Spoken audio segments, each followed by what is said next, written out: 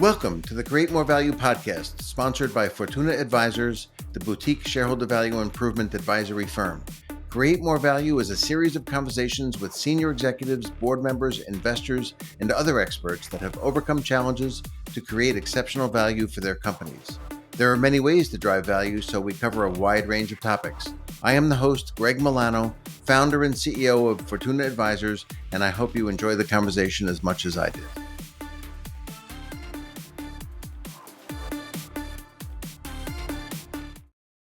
I would like to welcome my longtime friend and former business partner, Bennett Stewart, the father of Economic Value Added, or EVA. Thank you, Bennett, for joining me for this very important conversation on our Fortuna Advisors podcast, Create More Value. No, it's great to be with you, Greg. Thank you. Bennett received his MBA at the University of Chicago in 1976 and immediately joined Joel Stern at the Chase Manhattan Bank. 6 years later, he, Joel, and a few others left and co-founded what would become Stern Stewart and Company, which pioneered the use of Economic Value Added, or EVA, and went on to be known as the EVA Company.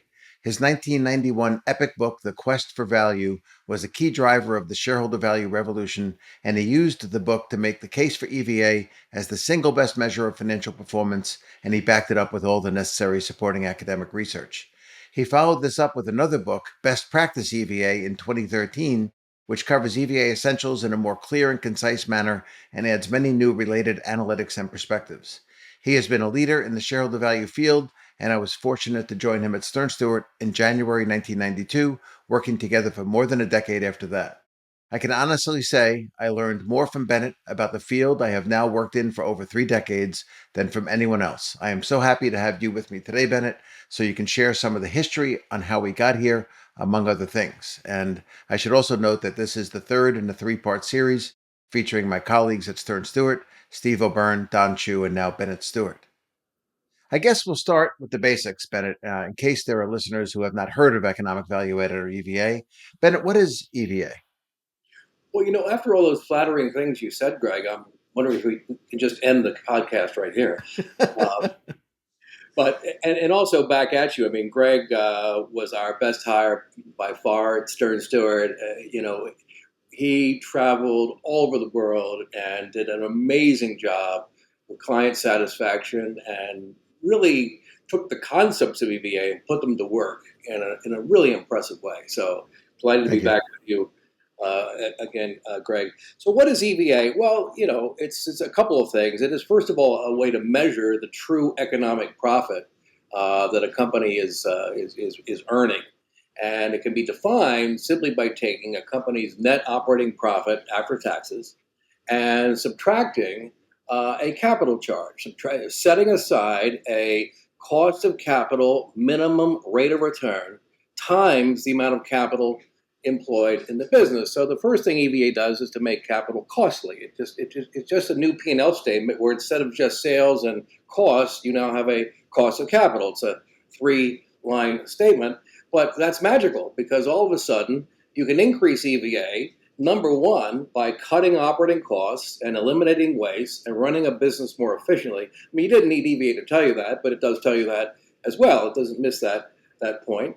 But number two, it also rewards profitable growth. It tells managers to innovate and create and invest and build and add to their balance sheet capital, but it holds them accountable for earning a return on the capital above the cost of capital. So EVA is the only measure that increases when the firm's NPV increases.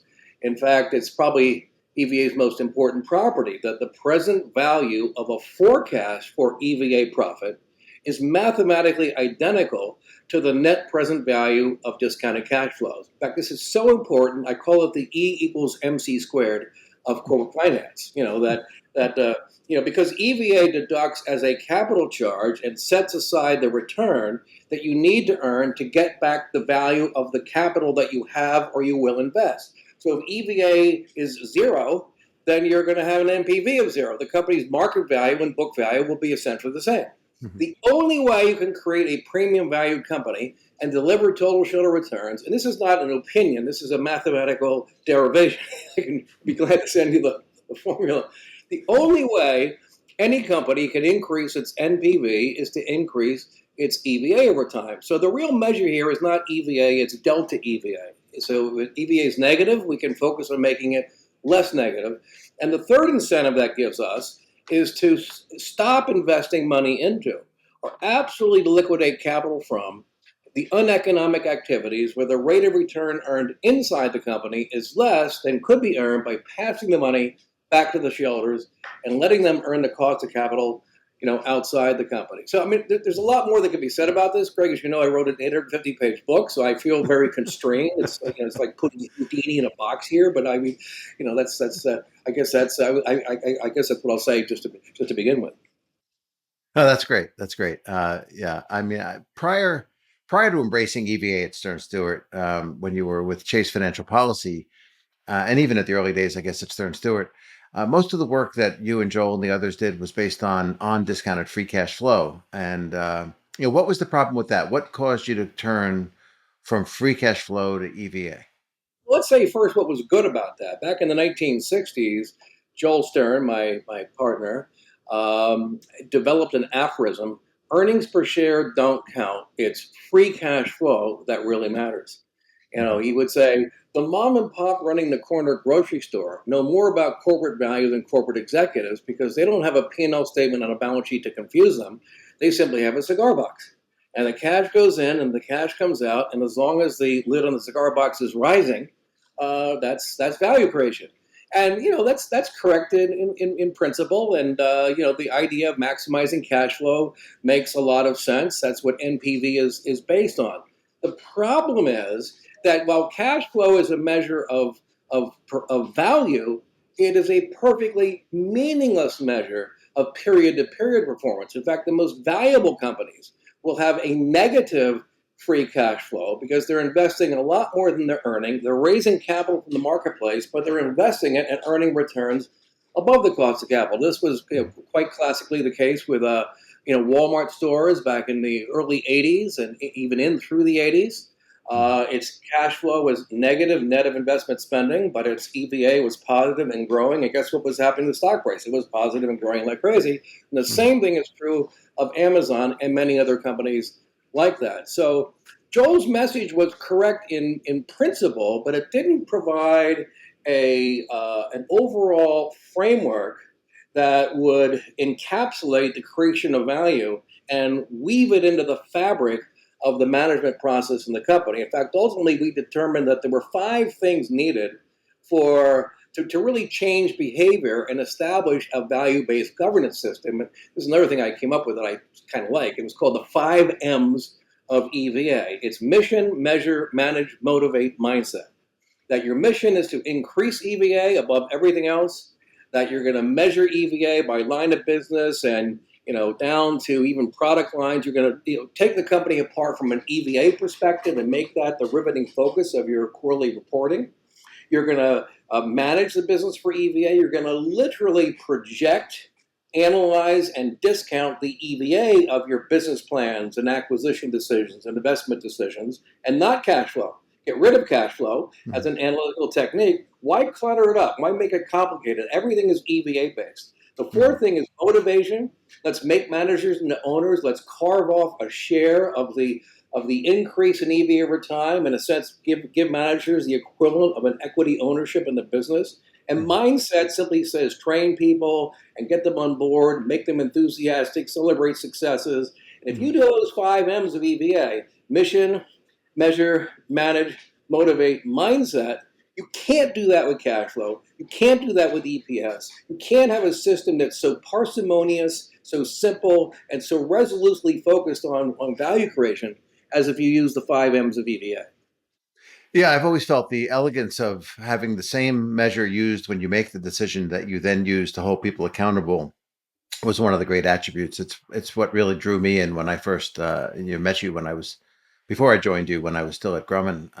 The accountability part was really missing from discounted cash flow. So that was a great explanation. If I go back in time, I recall hearing the stories when I was working with you that EVA started during a Coca-Cola engagement. What was happening there? Well, it sort of goes back to the cash flow story because in the late 70s, early 80s, when I was with Joel at the Chase Bank and a group called Chase Financial Policy, and we were preaching discounted cash flow as opposed to EPS. We were conducting two-day management forums, and Larry Cowart, the CFO of Coke USA, attended and said, Bennett, the Coca-Cola company made a big mistake 100 years ago. We granted perpetual franchise agreements to our bottlers who are more content to improve their golf swing these days than to aggressively battle Pepsi in the marketplace. So we need to buy up these bottlers and create more efficient, contiguous regions, install hungry entrepreneurs, and let them go and create value. So we're going to use your cash flow method to help us price and structure. So I was privileged to be right there at the birth of what became Coca-Cola Enterprises, were the very first bottling acquisitions, and using our cash flow method to value them. And I was walking out the door one day in Atlanta, and Larry said to me, Bennett, now that we have the right people running the businesses, how do we motivate them to maximize the value that we just paid? I said, Larry, that's not really my question. I'm a financial person. I'm not an HR person. He said, Bennett, the correct answer would be worth a considerable value to the Coca-Cola company. And I said, well, I'm from New York. You just said the magic word.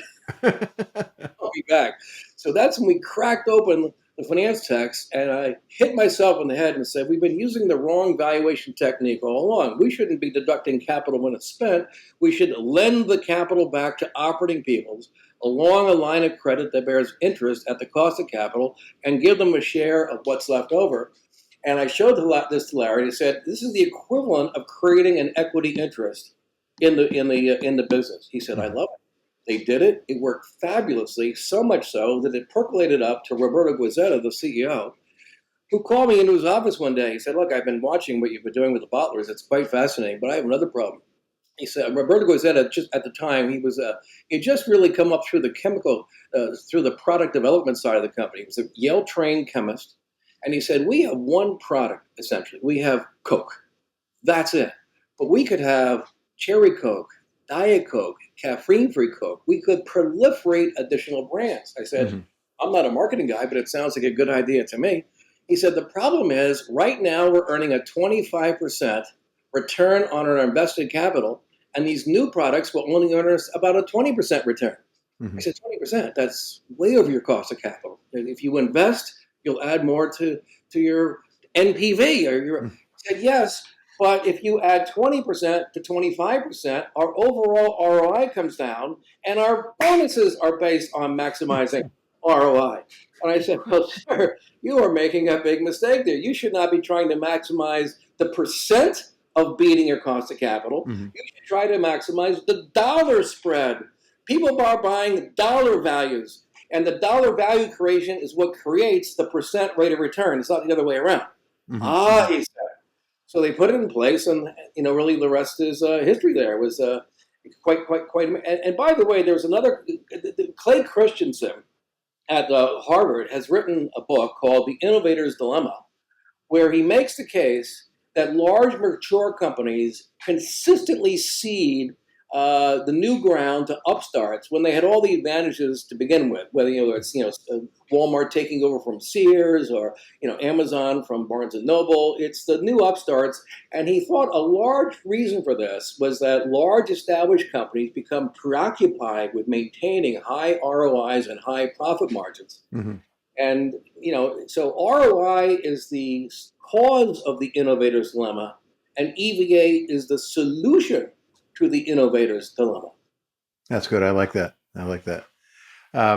So again, going back in time, I've heard you say that EVA would have helped IBM formulate a better competitive strategy when PCs hit the market. And what was your rationale for what they would have done differently had they been using EVA? Well, you may recall back in the 70s, Steve Jobs, Apple Computer came out with the Macintosh, and it was a real hit. But IBM was big blue, and it had this huge sales organization, IBM 360s, and they looked rather disdainfully across the country to California, and thought that these were little toys, these PCs. But the real problem that the finance department saw, and the CFO at the time was quoted in Business Week magazine as saying, for us to invest in PCs, that would earn a lower rate of return than the 25% return we're now earning in our mainframe business would degrade the quality of our earnings,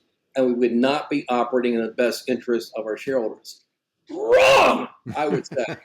Because, as long as you think of it as a basketball player, say you're a basketball coach, and you say, tonight, I'm going to judge you by the number of goals you score. Go out and score buckets. And that night, the guys lose the game 100-10 in an incredible display of disorganized behavior because they're all taking shots from the middle of the court. As soon as they get their hand on the ball, they're pumping it up. They just want to take as many shots as they possibly can. It's like judging a company by sales and earnings. You just want to pump capital in the business, regardless of whether it's a good shot or not. The next evening, the coach says, wow, that was a fiasco. Tonight, it's shooting percentage. I want you to take really good shots at the basket. And that evening, they lose the game by a score of 100-10. Each player takes one sure layup, stands in the corner and says, don't give me the ball. I can't do better than 100%, can I? Mm-hmm. So what's the right answer? Well, we asked John Wooden, famous UCLA basketball coach, and he said, it's the number of baskets a player scores minus the number that would be scored if he passed off the ball to the next best player and he took the shot instead. Now, try watching a basketball game with that in mind sometime, but you can measure it in a business easily.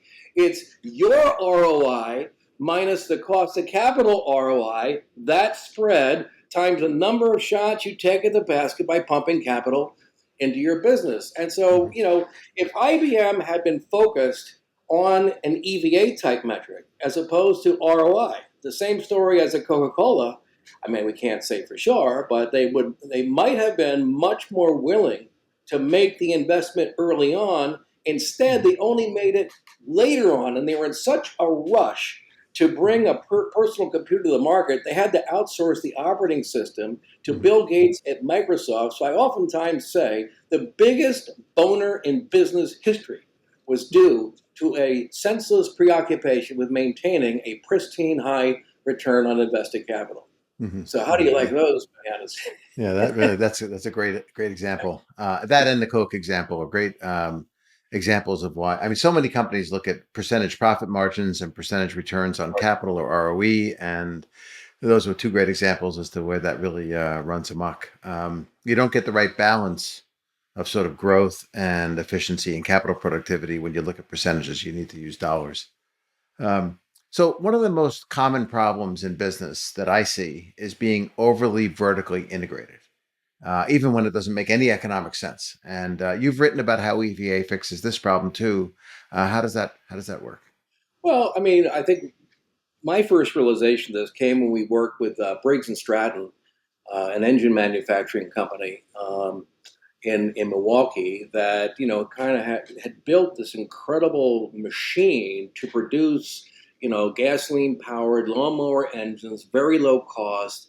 The Japanese started coming to the market. I think Honda was developing a higher-end engine, which was attracting customers and taking away market shares. But in 1989, they were in trouble, and they realized they needed a better financial mechanism to whip the company into shape. So we put EVA in place there.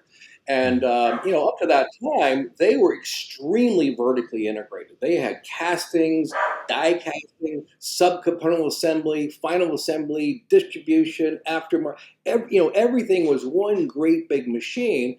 And I said to Fred Stratton at the company, I said, Fred, why do you do this? He said, well, everywhere along the way, we are collecting more profit. That's a larger percent of our final sales. I said, yes, but Fred, everywhere along the way you're collecting capital, which is a bigger charge against your sales. And I said, if you think about EVA, you don't want to maximize your profit margin. You don't want to maximize your ROI. You don't want to maximize your sales or your margins or your You want to do all those metrics fall where they may. So when they really began to focus on EVA and they found that they had a lot of businesses where they weren't really that competitive, they could sell them off to other more efficient players who would pay them a higher price than was worth to them. And Fred said it's an amazing lesson because now our profit margin is much lower than it was because we sold off a lot of profit, but our sales are the same. But we also sold off a lot of capital. Our EVA is now much higher, even though our profit margin is much lower. So look, everything. A lot of these financial measures are ceteris paribus measures. If everything's kind of held the same, a higher profit margin is good. I'm not saying a higher profit margin is bad. Many times, maybe even most of the time, it's good, but it's not systematically good. And Hmm. that's why you need a measure like EVA to adjudicate the trade-offs when those trade-offs occur, which happen with much more regularity. Most companies think of themselves as being in a business that just kind of ticks along like this, and so every metric kind of has a universal value. But if you're in a world where you need flexibility, adaptability, you're subject to shocks, you need a measure that's bulletproof. And that's where Hmm. EVA really helps out. That's great. That's great. And a related question I want to ask you. So, one of my very favorite things I've ever heard you say, I've quoted it many times. I quoted it in my book, uh, was when you said what you used to say in almost every meeting I was in with you. In most companies, capital is free, so it has to be tightly controlled. With EVA, capital becomes expensive, so it can be made more freely available. And I repeated this very often because I think overly tight control of capital inhibits innovation. It inhibits people from doing things that they're not 100% sure are going to work out, which is, of course, really important to finding new ways of doing things. But anyway, can you explain what you mean by that phrase and what does that mean in terms of corporate governance and human behavior? Yeah, I mean, let's face it, in most companies, advancement, bonuses are based on getting bigger, more Mhm. sales, more plants, more, they can have some ROI metrics, but even that's kind of gamed up to a point. And so what happens is when it comes time for the capital budgeting process, the operating people have this innate incentive to get more capital than what they really need to build their business, to build their budget, to build their bonus. Now, the head Mhm. office knows that. So they, in turn, put in place stormtroopers to go out and interrogate the field commanders and really get into the minutia of the plans and question each step they're taking. And the field commanders retaliate by raising their projections. And so in the end, the whole process is characterized by kabuki theater. Everyone's wearing a mask. I mean, the quality of the information exchange goes way down. So you want to be tight on the cost of capital, but you want capital? Be my guest. You can have as much of it as you want. In fact, I remember we were at a conference and the CFO and CEO got up. They were almost holding hands because they were so excited. I said, ladies and gentlemen, in the past, capital was hard to come by because capital was essentially free. And we had to make sure that you were spending it wisely. And how could we ever really do that? Well, now capital is widely available. I'm going to be ringing the triangle. Come and get it. It's just going to come back to you with a cost of capital charge, and your bonus is based on covering it. And you Mhm. know what happens? People say, I never really did need all that capital. I Yeah. remember, again, at Briggs and Stratton, the first year they put EVA in place, Fred Stratton said, Bennett, this year we are budgeting to spend we're going to spend only about $35 million in capital. I said, why is that impressive? He said, our budget said we would spend 70 million in capital. The Wow. guys are spending their money like it's their own because it is their own. They're spending their own money now. Yeah. Yeah. That's the real bottom line of corporate governance. Do people think that they're spending the money like it's their own? And are they innovating like they take a pride in ownership? They take a Mhm. pride in accomplishment. And Yeah. that's so. Although EVA is a finance concept, as you and I know, over the years, EVA became much more of a behavioral, Yeah. psychological. It became corporate governance, I think, in the most efficient way of doing it, particularly when you accomplish the so-called 5 M's of EVA. So you had this Mhm. really cohesive, simple financial management system built Mhm. around the EVA metric. One of the things that accelerated the growth of EVA back, especially in the 90s when I first joined you, came from the support from the investment community. One very famous supporter was Eugene Vasel at Oppenheimer Capital. Why did he like EVA, and how did it help you? Well, yeah, there were many stories. I mean, we got calls from First Boston and from Goldman Sachs and others to come in and train their research departments on EVA, and investors just became very interested in EVA. Did not because it was a measure of value. But they began to see that it was a way to motivate managers to make better decisions that would increase the stock price. And that's what investors are looking for. So Eugene Vasel was kind of very early on recognizing the power of EVA to be aligned with his goals. And so, he would introduce us to companies, and ask us to work with the CEO and CFO to put it in place. And he would sit back and watch the stock price go up. I mean, one of them was Monsanto. I remember when we put it in place at Monsanto, it worked great. And the next year, Eugene calls me up and says, "Bennett, sprint." I said, "Eugene, I'm running as fast as I can." He said, "No, sprint. They want to see you about this." And I said, "That's great." Then the next year he says, "Transamerica, they're in the insurance company. And the great thing was when the investor was telling the CEO, or let's say the investor was suggesting to the CEO that this is a technique that I would fully support. I've seen it work. It aligns your interests with my interests. I can sleep better at night. You'll do better during the day. It was a very powerful and symbiotic relationship. Now, the problem was by 1999, we had the dot-com bubble. And people would say, "Look, we respect EVA. It's been a great metric, but all we care about is digital eyeballs." And I said, this is going to come to a great ruin, and it did. I mean, it was inevitable. And if you're in a marketplace where people say it's not EVA, it's something else, run for cover, because there isn't anything else. There isn't anything else in the fund analysis. Yeah, that's good. That's good. So, obviously, the fourth M is motivation. So, how does EVA or the EVA bonus structure fit into the debate companies have endlessly about centralization versus decentralization? How does the EVA bonus plan for, let's say, a business unit of a company affect how much you can decentralize? Well, I mean, first of all, an EVA bonus plan, I would say to people, it's not really a bonus plan. A bonus plan sounds like a tip. It's like a turkey in your Christmas stocking. It's a surprise. So it doesn't motivate behavior. It's just a bonus. Nor is it pay for performance. Pay for performance says, I'm going to line up a whole series of metrics. I'm going to pay you for all these various metrics. I call that marionette management. You're trying to, control the strings of management behavior by having, what they call a scorecard of metrics. But if you look at the scorecard, there's no score in the scorecard. All there is are statistics. There's no actual score on the scorecard. So we're not after either one. We are advocates of make managers to think like owners and to act like owners by paying them like owners. And, you may say, well, that's great. At the corporate level, we can load them up with stock and stock options. Fine. But what if you're now in a business unit and you get stock options in the corporate parent? I mean, the larger the company is, the more diverse it is, the more you're inclined to say, "Jay, I hope all the rest of you are working very hard. I might as well go out and play golf." There's a very loose link between, pay and performance in that particular case. So we want to figure out a way to emulate the incentive of ownership by line of business.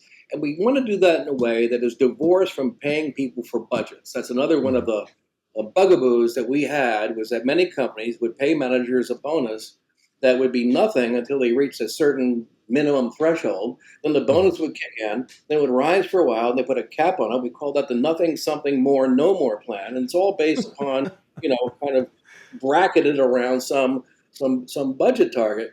But once the operating people realize that, I mean, if they're not going to reach that threshold in a year, they might as well really not reach the threshold in a year. They should have a big bath. And if they're going to go above the cap, they might as well not go above the cap. They'll store it away for next year. Why raise expectations of the head office? And so we said, let's get away from budget. Let's get away from caps. Let's simply give managers a bonus, where your bonus is, a base bonus plus a percent of the current and cumulative increase in EVA over some period of time. That's it. And you say, so where's the budget and where's the business plan in that? I say, well, it's not. That is the whole point. So I was hoping you would sit down with your colleagues and you would chart out an action plan to create a tremendous amount of EVA over the next 3 to 5 years, where now, if you just hit your plan, you can earn an enormous bonus. I'll go farther. You can fall behind your business plan for all I care, but still earn a big bonus because you're being paid for the result of creating value and not expressed intentions. So it really works. I mean, an owner is paid a piece of value. An owner is not paid for budgets. And so people say to me, "But does this mean that you really don't think there's much use to budgets and business plans?" I say, no, no, it's the exact opposite. Mhm. Budgets and business plans are so important as tools and techniques and communication and coordination. They should not be corrupted Mhm. by making them the basis for the bonus awards. So we liberate budgeting, we empower long range strategic thinking, and we make managers and owners. In fact, I sometimes would ask HR people, in theory, do you think bonuses should be large or small? And the answer would be, well, the bonuses should be small to keep the cost under control, Mhm. or the bonuses should be comparable to what other companies in the industry are paying. I said, what in heaven's name are you talking about? If the bonus is a percent of the created value, the right answer is as much as possible. I mean, it's just there's such a dichotomy Uh, between the traditional HR approach to this and what I call the command and control approach. We control the budget, we control the capital spending, mhm. to the liberation, the freedom, the ownership value that comes Mhm. from an EVA program. That Greg, this has really been a very helpful conversation for me because I haven't thought about this. I retired 3 years ago, which you may know, and so I think just having to recall all this has forestalled dementia by at least a decade. So thank you very much for Well, that's good. forcing me to live those thrilling days of yesteryear. Yeah. Oh, well, two things. First, I want to say that I'm really happy that everybody that watches this, not just listens, but actually watches this, will get to experience what I experienced for all those years we worked together. You're a lot of fun to work with. But let me ask you along those lines one last question, and then we'll wrap up. With all of the work you did with so many different companies over so many years, can you recall any, and you can do this on a no names basis or by name, whatever you prefer, any crazy, funny, or strange stories of things that happened that you'd like to share with the audience? Oh, jeez. You didn't prepare me for that one. Uh, I'm kind of drawing a blank on funny or crazy stories. Just I All mean, right. so many of the experiences were just wild. I mean, we were a company. We were in 1991 or two. I wrote the book, The Quest for Value, and you may recall it's 850 pages long.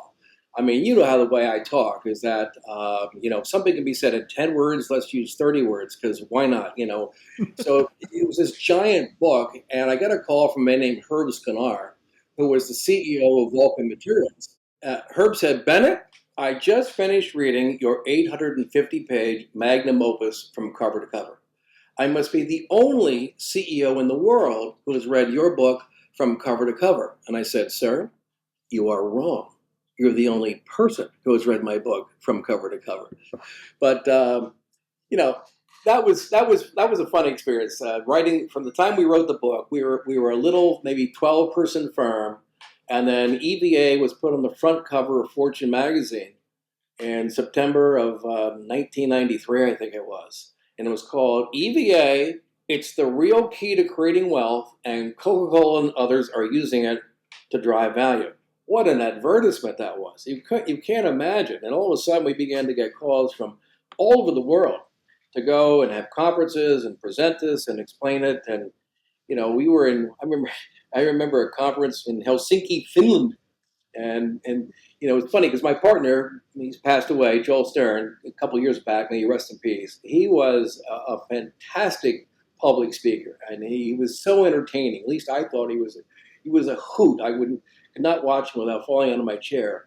But when you're presenting in Helsinki to a whole room full of Scandinavians, Finns, and Swedes that come over, I've never seen people able to sit so still in my life and still be alive. I mean, they just are so calm. I was retained to work with a Swedish company. I can't recall the name. They were a house builder. And they were the first, they proudly wanted to be the first company in Sweden to adopt EVA. And the CEO, a man named Håkan Bring Nelson, said to me, "Bennett, we'd like to invite you to make a presentation at the Industry House in Stockholm to an assembled group of investors and research analysts to describe our adoption of EVA. I said, I'd be delighted to. So I fly to Stockholm, and they have a room set up, and I said, look, prepare yourself. These are very calm people. There's a room full of Bjorn Borgs here. They're just ice fans. And I walk out, and I'm making my presentation. Now I can be some kind of enthusiastic and ebullient, and I'm up there, and pretty soon they're on their phone, and I say, oh my gosh, I've just lost them. They're just not only are they not listening, but they're even just calling their mistress or whatever they're doing here. And so at the end, I said, Hogan, I'm terribly sorry. I just don't think I was able to get through. He said, oh no, our stock is up 10% in heavy trading.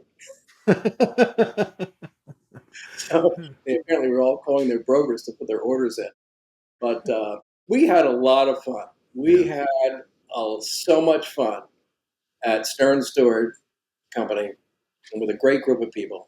So yeah, I joined at a good time. I joined just a little bit before that Fortune article, so it was great to be there for all that growth, and we had a big impact on a lot of companies. It felt good. So we've been speaking with Bennett Stewart. Thank you, Bennett, for joining us for this very important conversation. Thank you, Greg. Again, my pleasure. Best wishes to you. You have been listening to Create More Value, sponsored by Fortuna Advisors, and I am your host, Greg Milano, founder and CEO of Fortuna Advisors. I hope you have enjoyed this episode. Fortuna Advisors helps companies with strategy, capital deployment, business management, corporate culture, and incentive compensation, all aimed at driving top quartile total shareholder return and the equivalent for private companies. To learn more, contact us at info@fortuna-advisors.com.